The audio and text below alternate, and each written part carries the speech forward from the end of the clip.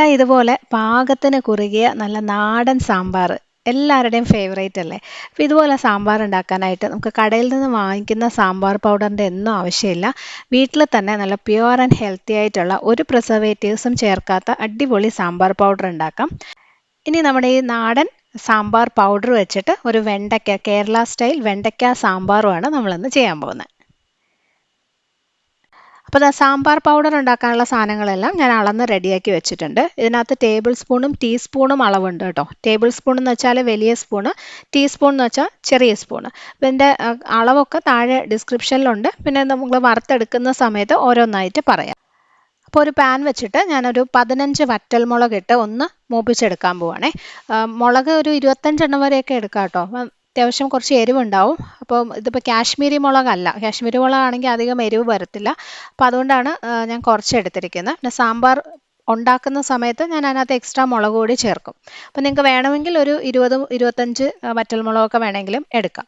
അപ്പോൾ ഇതൊന്ന് മൂത്ത് വരണം, ഒരുപാട് കരിഞ്ഞു പോകാൻ പാടില്ല.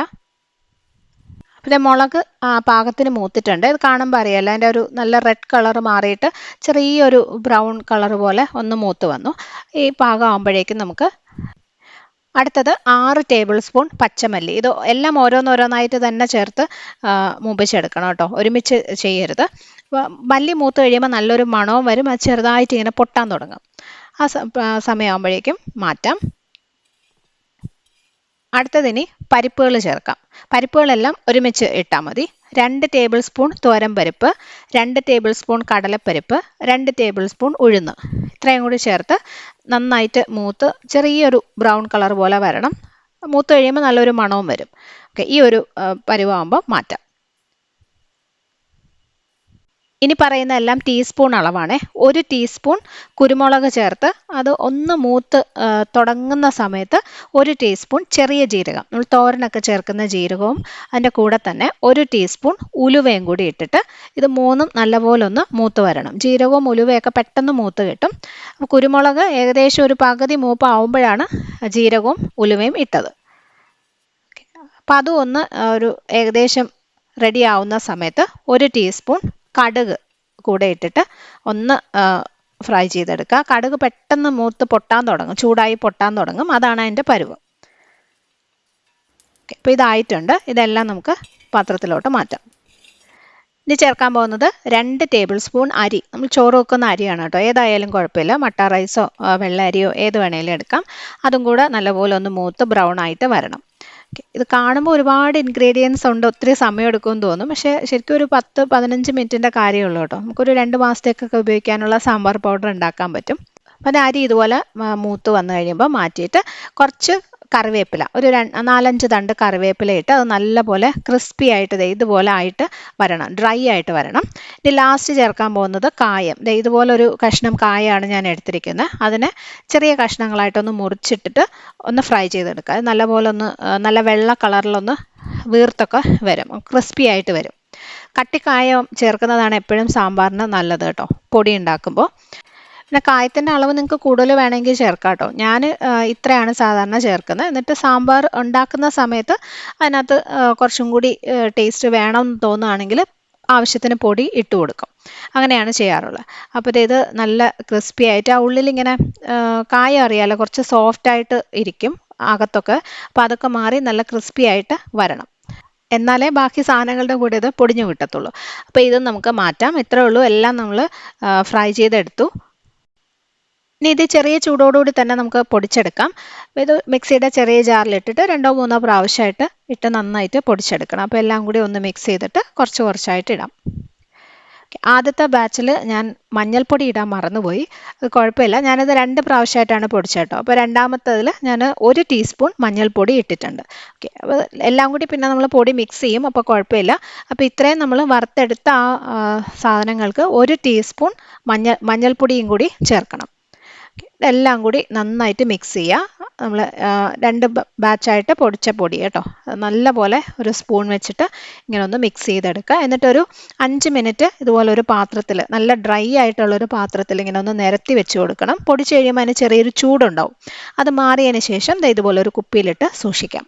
ഇത് കാണുമ്പോൾ നമ്മൾ കടയിൽ നിന്ന് വാങ്ങിക്കുന്ന സാമ്പാർ പൗഡറിൻ്റെ അത്ര ഒരു കളർഫുൾ ഒന്നും ആയിരിക്കത്തില്ല. പക്ഷെ എന്തുകൊണ്ടും അതിനേക്കാളും രുചിയും മണവും എന്താ ഹെൽത്തിയും ഒക്കെ ആയിട്ടുള്ള അടിപൊളി സാമ്പാർ പൗഡറാണ്. ഇത് ഫ്രിഡ്ജിൽ സൂക്ഷിക്കുകയാണെങ്കിൽ കൂടുതൽ നാൾ കേടാകാതിരിക്കും. എപ്പോഴും നല്ല ക്ലീൻ ആയിട്ടുള്ള കുപ്പിയിലിട്ട് അടച്ച് വെച്ചാൽ മതി. ഇനി ഈ ഹോം മെയ്ഡ് സാമ്പാർ പൗഡർ വെച്ചിട്ട് നമുക്കൊരു നാടൻ വെണ്ടയ്ക്ക സാമ്പാറും കൂടി റെഡിയാക്കാം. അപ്പോൾ ഒരു കുക്കറിലോട്ട് 3/4 കപ്പ് തോരൻ പരിപ്പും 10 ചെറിയ ഉള്ളി, 2.5 കപ്പ് വെള്ളം, 1 ടീസ്പൂൺ വെളിച്ചെണ്ണ, 1/2 ടീസ്പൂൺ മഞ്ഞൾപ്പൊടി, ആവശ്യത്തിനുള്ള ഉപ്പ് ഇത്രയിട്ട് അടച്ചു വെച്ച് ഒരു 4-5 വിസിൽ വേവിക്കണം. പരിപ്പ് നല്ലപോലെ വെന്ത് ഉടഞ്ഞൊക്കെ റെഡിയായി കഴിയുമ്പം ഒരു മൺചട്ടിയോ അല്ലെങ്കിൽ പാത്രമോ വെച്ച് അതിനകത്തേക്ക് കുറച്ച് വെളിച്ചെണ്ണ ഒഴിച്ച് ഒരു 7-8 വെണ്ടയ്ക്ക ഇതുപോലെ വലിയ കഷ്ണങ്ങളായിട്ട് കട്ട് ചെയ്തത് ചേർത്ത് നല്ലപോലെ ഒന്ന് ഫ്രൈ ചെയ്ത് എടുക്കാം. വെണ്ടയ്ക്ക കുറച്ചൊന്ന് ഫ്രൈ ആയി ഒരു പകുതിയോളം ഒന്ന് ഫ്രൈ ആയി കഴിയുമ്പോഴേക്കും ഒരു 10-15 ചെറിയ ഉള്ളിയും 2-3 പച്ചമുളകും കൂടി ഇട്ട് ഉള്ളിയും കൂടെ നല്ലപോലെ ഒന്ന് വഴണ്ട് സോഫ്റ്റ് ആയിട്ട് വരണം. എപ്പോഴും സാമ്പാറിൽ ചെറിയ ഉള്ളി ചേർക്കുന്നതാണ് ടേസ്റ്റ് കൂടുതൽ കേട്ടോ. ഇനി അഥവാ നിങ്ങളുടെ കയ്യിൽ ഇല്ല അല്ലെങ്കിൽ സമയം എടുക്കുന്നുണ്ടെങ്കിൽ മാത്രം സവോള യൂസ് ചെയ്താൽ മതി. അപ്പോൾ വെണ്ടയ്ക്കയും പാകത്തിനൊന്ന് ഫ്രൈ ആയി ചെറിയ ഉള്ളിയും നല്ലപോലെ ഒന്ന് വഴണ്ട് സോഫ്റ്റായി വന്നിട്ടുണ്ട്. അപ്പോൾ പൊടികൾ ചേർക്കാം. 1/2 ടീസ്പൂൺ മഞ്ഞൾപ്പൊടി, 1 ടീസ്പൂൺ മുളക് പൊടി, കാശ്മീരി മുളക് പൊടിയാണ്. ഇനി നമ്മൾ ഉണ്ടാക്കി വെച്ച സാമ്പാർ പൗഡർ ഞാനൊരു 2-2.5 ടേബിൾ സ്പൂൺ ഒക്കെ ചേർക്കാറുണ്ട് കേട്ടോ. പൊടി നിങ്ങൾക്ക് കൂടുതൽ വേണമെങ്കിൽ ഇഷ്ടം പോലെ അഡ്ജസ്റ്റ് ചെയ്ത് യൂസ് ചെയ്യാം. അപ്പോൾ ഇതെല്ലാം കൂടി ചേർത്തിട്ട് നല്ലപോലെ ഒന്ന് വഴറ്റി പൊടികൾ ഒന്ന് മൂക്കണം. ജസ്റ്റ് ഒന്ന് മിക്സ് ചെയ്യുമ്പോൾ തന്നെ അങ്ങ് മൂത്ത് കിട്ടും. ഇനി ഒരു 2 മീഡിയം സൈസിലുള്ള നല്ല പഴുത്ത തക്കാളിയും കൂടി ഇട്ടിട്ട് ഒന്ന് മിക്സ് ചെയ്തെടുക്കുക. ഇനി നമ്മൾ വേവിച്ച് വെച്ച പരിപ്പ് ഇതുപോലെ പരിപ്പും ആ ചെറിയ ഉള്ളിയും കൂടി നല്ലപോലെ വെന്തുടഞ്ഞ് വന്നിട്ടുണ്ടാവും. അപ്പോൾ നല്ല ടേസ്റ്റാണ്. അതും കൂടി ഇതിനകത്തേക്ക് ചേർത്തു. കുക്കറിൽ കുറച്ച് വെള്ളം ഒഴിച്ചിട്ട് അതും കൂടി ഒഴിക്കുന്നുണ്ട്. ഏകദേശം ഒരു 1.5 കപ്പ് വെള്ളം. ഇതെല്ലാം കൂടി ഒന്ന് മിക്സ് ചെയ്തിട്ട് പിന്നെ നമുക്ക് ആവശ്യത്തിന് വെള്ളം പിന്നെയും ചേർത്ത് കൊടുക്കണം. കാരണം ഈ വെണ്ടയ്ക്കയും ചെറിയ ഉള്ളിയും തക്കാളിയൊക്കെ നല്ലപോലെ വെന്ത് വരണമല്ലോ. അപ്പോൾ അത്രയും സമയം ഒരു 10 മിനിറ്റോളം പിന്നെയും തിളപ്പിക്കണം. അപ്പോൾ വീണ്ടും ഒരു 2 കപ്പോളം വെള്ളം ഒഴിച്ചിട്ടുണ്ട് ഇതിനകത്തേക്ക്. ഇനി ഇതിനകത്തേക്ക് ആവശ്യത്തിനുള്ള കായപ്പൊടി ചേർത്ത് കൊടുക്കാം. ഞാൻ ആദ്യം പറഞ്ഞായിരുന്നല്ലോ നമ്മൾ സാമ്പാർ പൗഡറിൽ കുറച്ച് കായം ചേർത്തിട്ടുണ്ട്. പക്ഷേ നമ്മുടെ ഒരു ടേസ്റ്റിനനുസരിച്ച് കൂടുതൽ വേണമെങ്കിൽ ഇതുപോലെ കായപ്പൊടി സാമ്പാർ ഉണ്ടാക്കുന്ന സമയത്ത് എക്സ്ട്രാ ഇട്ട് കൊടുക്കാം.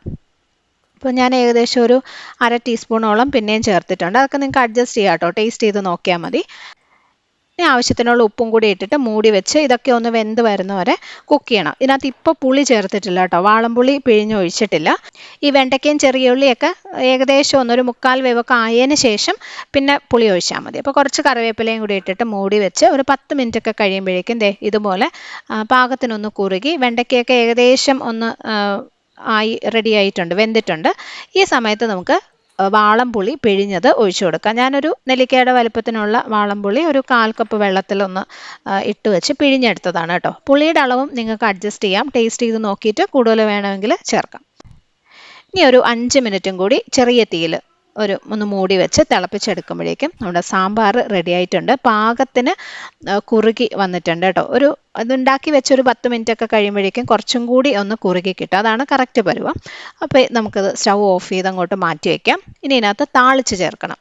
അപ്പോൾ ഒരു പാനിൽ കുറച്ച് വെളിച്ചെണ്ണ ഒഴിച്ചു. കടുക്, വറ്റൽമുളക്, കറിവേപ്പില ഇത്രയേ ഉള്ളൂ. ലാസ്റ്റ് കുറച്ച് മല്ലിയിലയും കൂടി ഇട്ട് കഴിഞ്ഞാൽ നമ്മുടെ അടിപൊളി നാടൻ വെണ്ടയ്ക്ക സാമ്പാർ റെഡി. ഒരു 10 മിനിറ്റ് ഒന്ന് അടച്ചു വെച്ചിട്ട് എടുക്കുമ്പം പാകത്തിന് കുറുകിയിട്ടുണ്ടാവും. അപ്പോൾ ഇന്നത്തെ ഈ സാമ്പാർ പൗഡറും അത് വെച്ചുണ്ടാക്കിയ നല്ല നാടൻ വെണ്ടയ്ക്ക സാമ്പാറും നിങ്ങൾക്ക് ഇഷ്ടമായിട്ടുണ്ടാവുമെന്ന് വിചാരിക്കുന്നു. വീട്ടിൽ ട്രൈ ചെയ്ത് നോക്കിയിട്ട് അഭിപ്രായം അറിയിക്കണം.